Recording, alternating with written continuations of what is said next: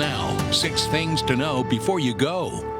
President Trump says Israel and Hamas have agreed on what he describes as the first phase of a peace plan. He says it'll allow for the swift release of all hostages held in Gaza. Trump posted this message to social media Wednesday, calling the ceasefire agreement a, quote, historic and unprecedented event, end quote. The plan calls for the quick release of all hostages and the withdrawal of Israeli troops to a set place.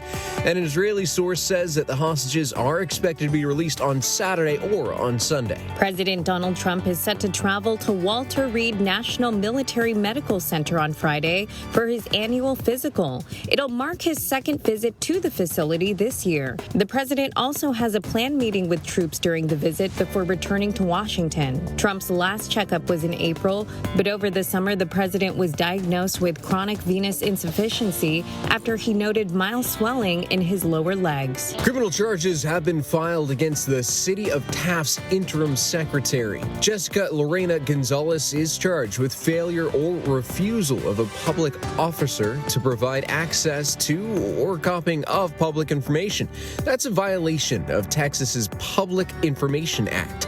She's scheduled to appear in San Patricio County Court on October 14th. The charges were brought by the county attorney's office. The first nonstop flight takes off from CCIA to Denver today. Frontier Airlines' new service begins at 5:30 p.m. with the arrival of the first flight from Denver International Airport.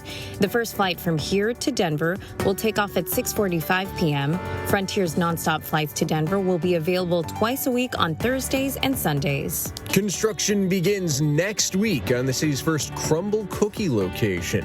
The bakery will be over at the Shops at La Pomera, located between European Wax Center and the DXL clothing store. Crumble Cookies is known for unique cookie creations like the Brookie cookie, the raspberry butter cake cookie, and the churro cookie.